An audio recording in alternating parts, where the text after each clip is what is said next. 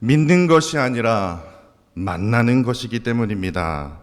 믿는 것이 아니라 만나는 것이기 때문입니다. 라는 제목을 가지고 말씀을 전하도록 하겠습니다.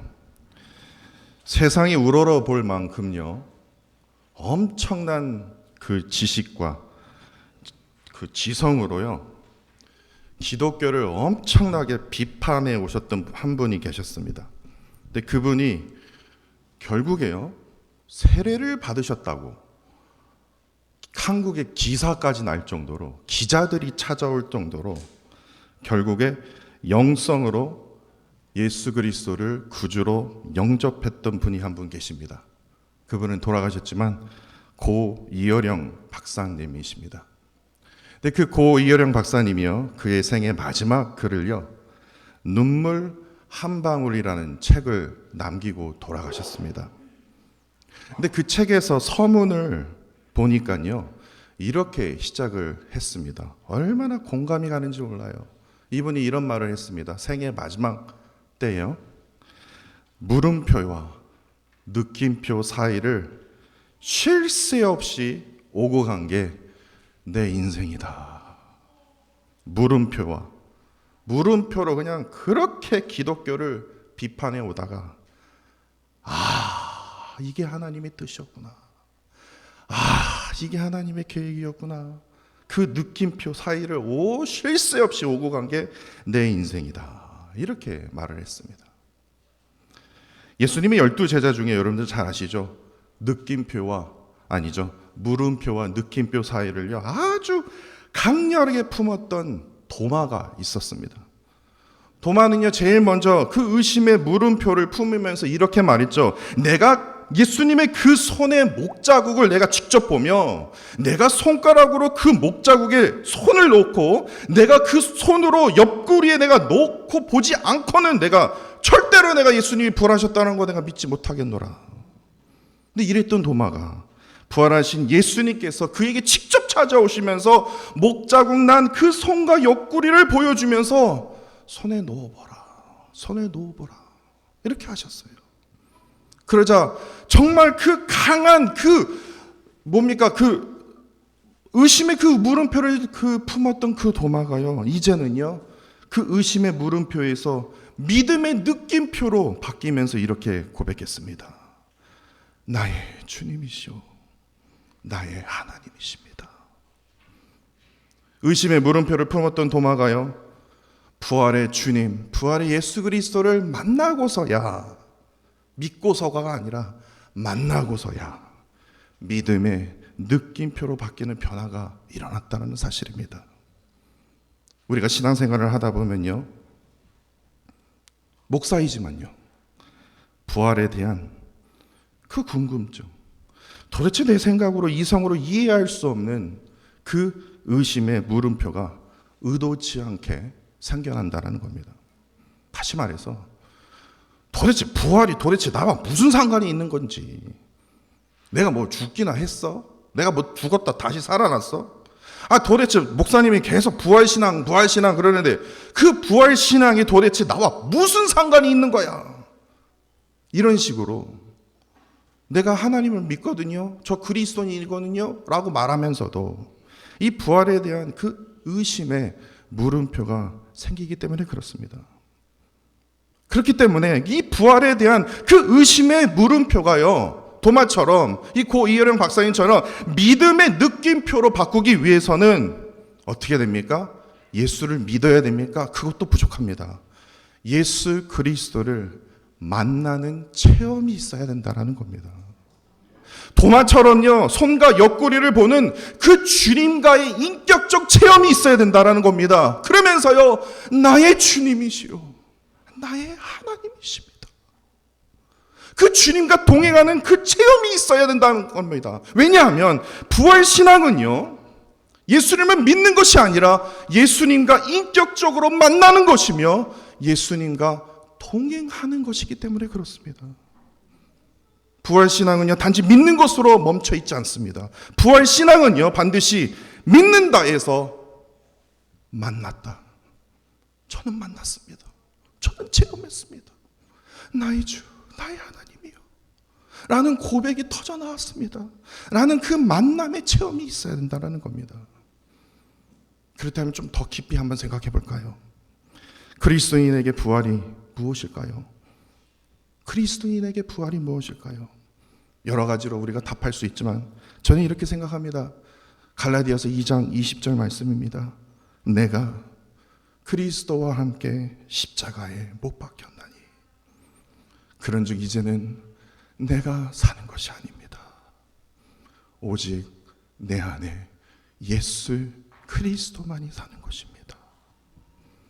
그리스도와 연합하여 나의 옛사람은요 그리스도와 함께 십자가에 이제 죽었습니다. 못 박혔습니다. 이제는 새 사람이 되어서 내 안에 부활하신 예수 그리스도와 함께 살고 뭐합니까? 믿는 것입니까? 믿는 것으로 부족합니다. 만나는 것이기 때문에 그렇습니다. 만나는 것이 무엇입니까? 부활이기 때문에 그렇습니다. 그렇기 때문에 이제는요 부활 믿으십니까? 믿겨져요? 이게 아니라 저는 부활을 만났습니다. 부활을 만나셨습니까? 저 부활 만났습니다. 이렇게 말을 해야 한다는 겁니다. 부활을 믿으십니까? 그 의심의 물음표에서 부활을 만났습니다. 저는 도마처럼요. 고이령 박사님처럼 저는 부활을 만났습니다. 라는 그 믿음의 느낌표를 나타내는 그 부활의 산 증인이 되어야 된다는 겁니다. 이런 의미에서 오늘 본문 말씀을 보시면요. 부활을 믿었던 자가 등장하는 게 아닙니다. 부활을 만났던 자가 등장하지 않습니까? 오늘 본문 1절과 2절 보시면요. 안식 후 첫날 매일 일찍이 해 돋을 때에 막달라 마리아와 야고보의 어머니 마리아와 살로메 이 세 명의 여인이요. 제일 처음 예수님의 그 시신에 향료를 바르기 위해서 돌무덤으로 향하고 있었습니다. 그런데 이들은요. 이 세 명의 여인들은 끝까지 예수님의 부활을 믿지도 못했고 뿐만 아니라 만나지도 못했습니다. 왜냐? 큰 절망 가운데 있었거든요. 3절을 보시면요. 돌무덤을 막고 있는 이 큰 돌을 어떻게 움직이냐 이거예요. 이거를 움직여야지 우리가 예수님의 시신에 이 향유라도 바를 텐데. 그런데 놀랍게도요. 그 돌문이 열려 있는 겁니다. 그래서 여인들은 주저하지 않고 그 무덤으로 들어갔는데 5절에 보세요. 무덤에 흰 옷을 입은 한 청년, 다시 말해서 천사가 오른쪽에 앉아 있었습니다. 그러면서 이렇게 말합니다. 6절 중방절에요. 그가 예수가 살아나셨고 여기에 계시지 아니하니라. 그랬더니 여인이 할렐루야 저 이럴 줄 알았습니다. 아멘 이랬습니까? 그러면 얼마나 좋아요. 근데 8절에 뭐라고 되어 있습니까? 여자들이 몹시 놀라 떨며 나와 무덤에서 도망하고 무서워하여 아무에게도 아무 말도 하지 못하더라. 그들의 첫 번째 반응이요. 부활하신 예수님의 그 소식을 들었던 이 여인들의 첫 번째 반응이 바로 이거였어요. 두려웠어요. 아무 말을 하지 못했다라는 겁니다. 왜냐? 이게 말이 돼? 이게 말이 되냐고. 누가 훔쳐간 거 아니야? 여인들은요, 부활하신 예수님을 믿지 못했기 때문에 이러한 반응이 나타난 겁니다. 그러자 부활하신 예수님께서 직접 나서십니다. 직접 나서서 부활을 만나게 하십니다. 9절에 보시면요, 부활하신 예수님께서 제일 먼저 막달라 마리아에게서 보이십니다. 그래서 그 여인에게 부활을 제일 먼저 만나게 하셔요. 오늘 본문뿐만 아니라 요한복음 20장 16절에서도요, 부활하신 예수님께서 직접 마리아야 라고 직접 부르시면서까지 막달라 마리아에게 제일 먼저 부활을 나타나셨다라는 겁니다. 그런데 여기서 아주 큰 문제가 있습니다. 막달라 마리아는요, 일반 사람이 아닙니다. 이게 무슨 말이야? 그냥 평범한 여인이 아니다라는 거예요. 오늘 본문 9절은요. 저 목사이지만요. 9절 말씀 좀 빼면 안 됩니까? 하나님? 하고 싶을 정도로 왜 9절에 굳이 이렇게 불필요 없는 내용을 왜 넣었을까라는 생각이 들 정도입니다. 왜냐? 9절을 한번 보세요. 오늘 본문 9절이요. 뭐라고 되어 있습니까? 아주 지혜로운 막달라 마리아가 예수님의 그 부활을 만났더라라고 하면 얼마나 좋아요. 세상에서 제일 읍뜸받고 존경받는 막달라 마리아가 예수님의 그 부활을 만났더라라고 하면 얼마나 좋겠냐고요. 그런데 7 귀신을 쫓아내어준 막달라 마리아라고 기록이 되어 있다라는 거예요. 하나님, 한 명 귀신을 만났던 마리아에만 좋지 않습니까? 아니 그래요. 2명 그래요. 2 귀신도 아니고 3 귀신도 아니고 7 귀신이요. 지금은 아무리 지금 정상인으로 돌아왔다 한다 하더라도 7 귀신이 들렸던 막달라 마리아입니다. 어떻게 그녀의 말을 어떻게 믿냐고요. 근데 그녀가 하는 말이 빈 무덤에서 흰 옷 입은 청년을 만났다라는 거예요. 그래서 그가 하는 얘기가 예수께서 부활하셨음을 들었다는 그 말과 자신이 직접 부활하신 예수님을 만났다라는 그 말. 그 당시에 신약 시대뿐만 아니라 오늘날에도요, 이걸 가지고요, 강한 의심을 품고 물음표를 가지고 야, 이게 어떻게 믿을 수가 있냐 라고 말하고 다닌다라는 겁니다. 기독교를 그토록 강하게 비판했던 2세기의 그 대표적인 그리스 철학가 켈수스라는 사람이 있었습니다. 그 켈수스가 가장 자신 있게 내놓을 수 있는 그 비판이 예수의 부활이 여자들의 증언으로 근거하고 있기 때문에 기독교 자체가 허구일 수밖에 없다라고 했습니다. 그것도요, 어떻게 해서 정상인도 아닌 7 귀신이 들렸던 그 여자의 말을 믿을 수 있냐고요. 그 당시 고대 사회에는요, 여자를 천시하고 신뢰하지 않았기 때문에 그 당시 사람들에게도요, 이 켈수스의 이 철학자의 그 주장은 꽤 설득력이 있었다라는 겁니다.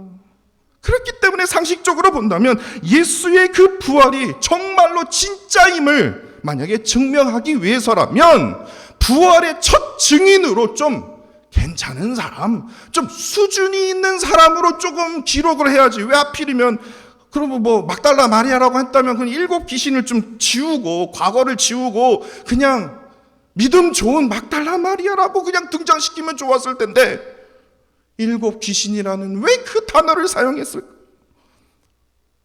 막달라 마리아를 등장시키지 말아야 했다라는 겁니다. 그럼에도 오늘 본문 9절은요, 아주 크게 강조하듯이 그렇게 말하지 않습니까? 7 귀신 쫓아내어 주신 막달라 마리아, 그녀가 부활하신 예수님을 제일 먼저 만났다고 아주 정확하게 분명하게 증거하고 있다라는 겁니다. 그런데 놀랍게도요, 세상이 끊임없이 그렇게 부활에 대해서, 기독교에 대해서 조롱하고, 특별히 부활은 그렇기 때문에 뻥이다, 거짓이다, 허구이다 끊임없이 주장한다 할지라도 오늘 본문 말씀은 절대로 바뀌지 아니하였다라는 겁니다. 예수 그리스도의 그 부활을 믿는 자들은 오늘 9절 말씀에 대해서 전혀 개의치 않았다라는 겁니다. 왜 그렇습니까? 부활은요, 오늘 설교의 제목입니다. 믿는 것이 아니라 무엇입니까? 만나는 것이기 때문에 그렇습니다. 나 부활 만났거든? 7,000명의 그 사탄 마귀가 만난 여인이 증거한다 할지라도 나는 부활을 만난 사람이거든? 전혀 상관이 없다라는 겁니다. 왜냐? 내가 부활의 주님을 만났거든. 너도 만나봐. 믿는다고 얘기하지 뭐 믿으십니까? 라고 말하지 말고 뭐 만나봐. 부활을 믿는 것이 아니라 뭐합니까? 만나는 것임을 강조하기 위해서 예수님께서요, 사복음서에 보면요, 제가 세봤어요, 총 7번 부활을 보이셨습니다. 뿐만 아니라 사도행전 1장 3절에서도요, 십자가 고난 이후에 40일간 수많은 사람들에게 지속적으로 부활을 만나게 하셨어요. 믿게 하신 게 아니라 만나게 하셨다라는 겁니다. 보이셨어요. 고린도전서 15장 5절과 6절에 보니까요, 예수님의 그 제자들과 500명의 형제들에게도 부활을 일시에 믿게 하셨다는 게 아니라 보이셨다라는 거예요. 만나게 하셨다라는 거예요. 그렇다면 여기서 우리가 부활에 대해서 반드시 묻게 되는 질문이 바로 이겁니다. 오늘날 21세기를 살고 있는 우리에게 그렇다면 구체적으로 부활을 믿는 것이 아니라 어떻게 만날 수 있는 걸까요? 어떻게 만나야 할까요? 분명히 한 집에 사는 것 같은데요. 둘이 부부인 것 같은데 부부관계가요 점점 죽어가 있습니다. 전혀 아내가 이렇든 남편이 이렇든 관심이 전혀 없어요. 그런 부부가 있는가 하면 어느 부부는요 만나면 그냥 죽기 살기로 그냥 싸우는 부부가 있어요. 오해하지 마십시오. 우리 교인이 그렇다는 게 아닙니다. 예. 우리 교인은 얼마나 지금 그냥 오해하지 마세요. 예. 저 뉴스에 보니까 그런 부부가 있다고요. 예. 뿐만 아니라 참 마음이 아픈 게 무엇인 줄 아십니까? 방황하는 자녀들 때문에 게임에 미쳐 있고 술에 빠져 있고 때로는 마약에 빠져 있고 그러한 자녀들을 볼 때 너무나 가슴이 아파서 진짜 하나님 죽을 것 같은 고통이 지금 찾아옵니다. 하나님. 그래서 기도로 씨름하는 부모님들이 계신다라는 겁니다. 그러나 염려하지 마십시오. 두려워하지 마십시오. 부활의 주님을 믿게 되면이 아니라 부활의 예수님을요 만나게 되면요 하나님 나는 이미 죽었습니다. 나는 이미 십자가에 내 몸은 이미 주님과 함께 죽었습니다. 이제는 내 안에 예수 그리스도가 지금 살아계십니다. 나를 만져 주시옵소서. 이제는 나의 중심으로 살아왔습니다. 그러나 이제부터요 부활의 주님을 만나기에 그리스도의 중심으로 살겠습니다. 이러한 고백과 함께 그 예수 그리스도의 그 부활을 만나게 되면요 가정은 반드시 회복되어집니다. 그러한 기적을 맛보게 된다는 겁니다. 이건 실제로 있었습니다. 실제로 있었던 일입니다. 그 증인이 저희 교인들입니다. 5년 전에 저는요 공황 장애 때문에요 저 교회 문 보셨습니까? 저 빨간 문이요. 제가 이 세상에서 제일 무서운 게 저 교회 문이었어요. 교회 문을 못 열겠는 거예요. 토요일 날 새벽에 예배를 인도하려고 문을 딱 잡는데요 문이 안 열리는 거예요. 식은땀이 쭉 흘리고 견딜 수 없는 심장이 막 떨리는 거예요. 이게 왜 이러지? 저 교회 문만 보면요 막 심장이 떨리고 막 죽을 것 같아요. 식은땀과 함께 심하게 떨리는 심장으로 제가 아내에게 그랬어요. 나 내일 죽을 것 같아. 나 내일 죽으면 어떡하지? 너무나 두려운 거예요. 내가 왜 이러지?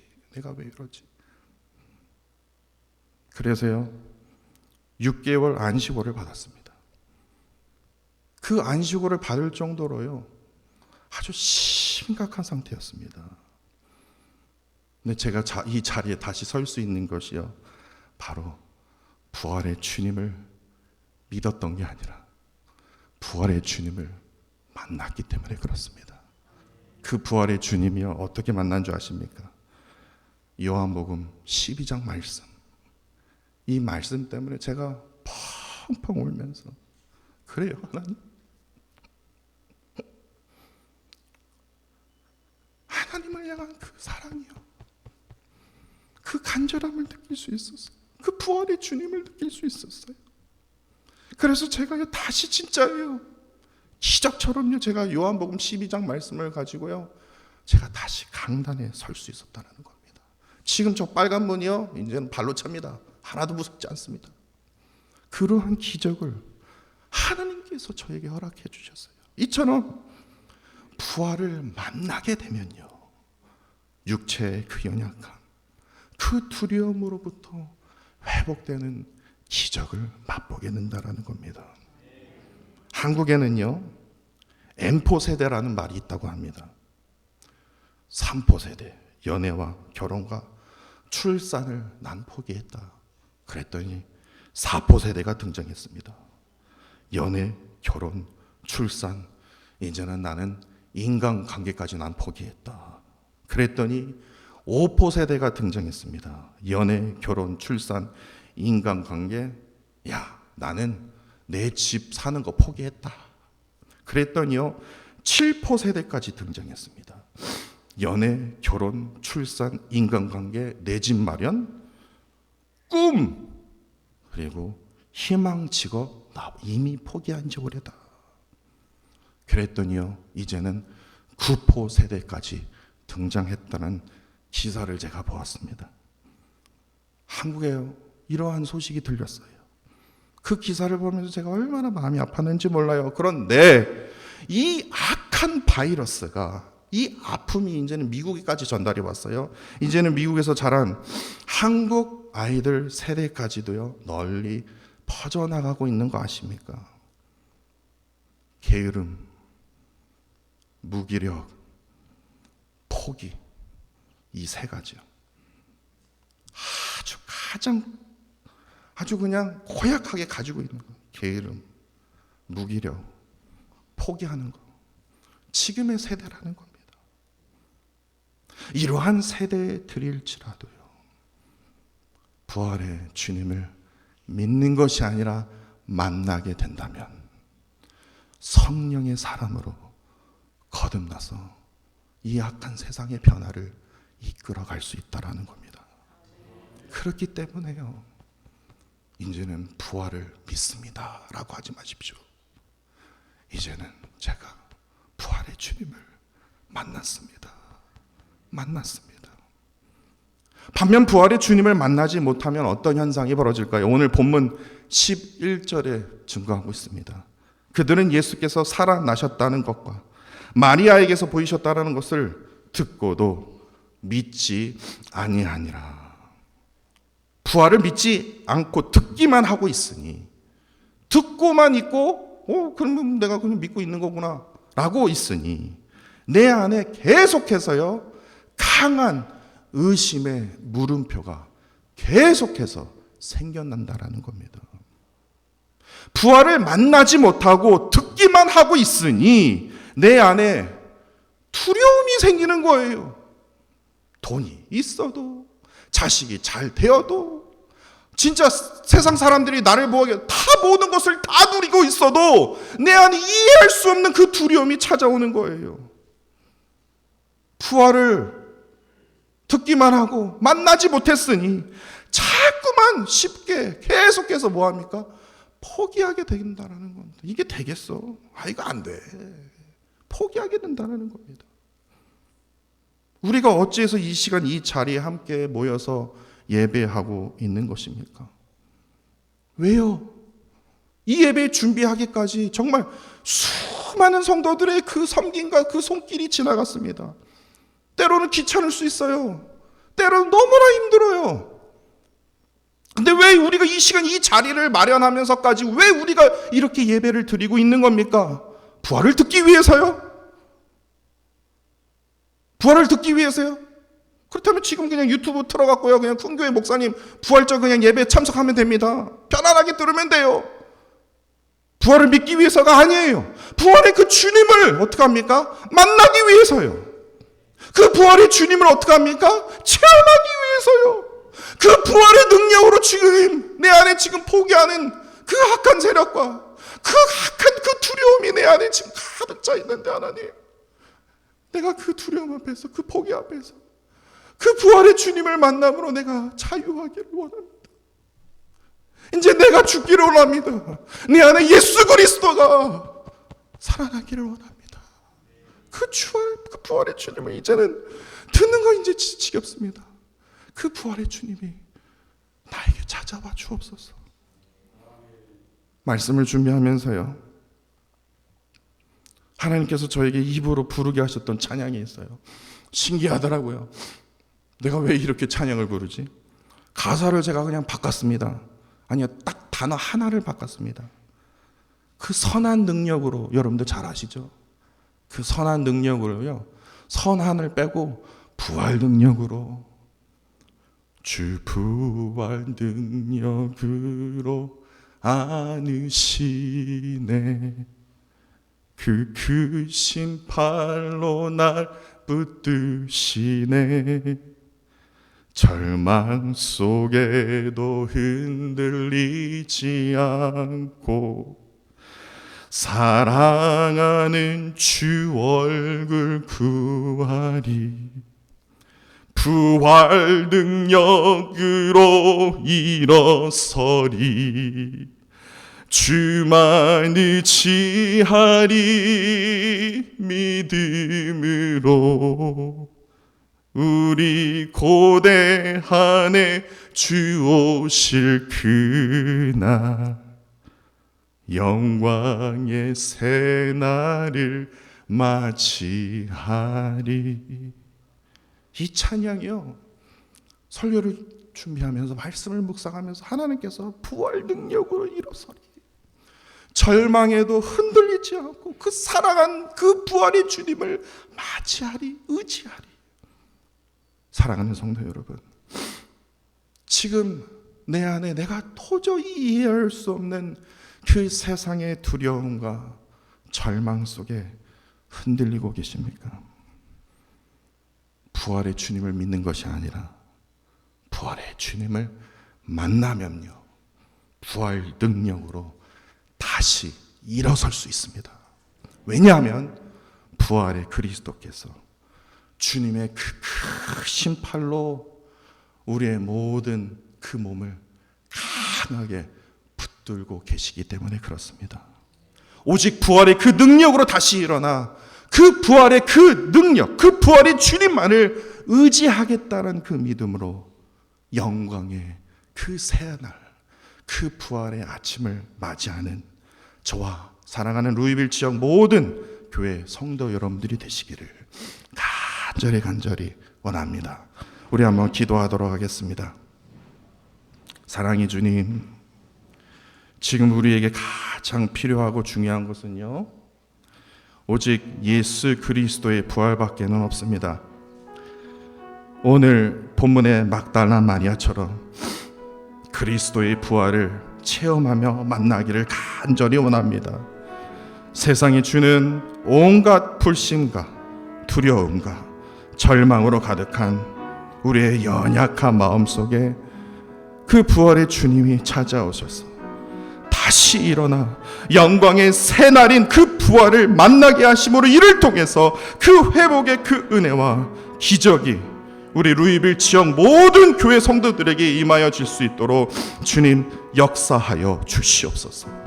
특별히 그 부활의 그 능력을 만나지 못하고 체험하지 못한 성도들이 있다면 주께서 직접 그들에게 찾아가 위로하여 주시고 만나 주셔서 하늘 위로부터 내려오는 위로와 평강으로 하나님 더하여 주시옵소서. 주님 사랑합니다. 감사드리며 예수 그리스도 이름으로 기도합니다.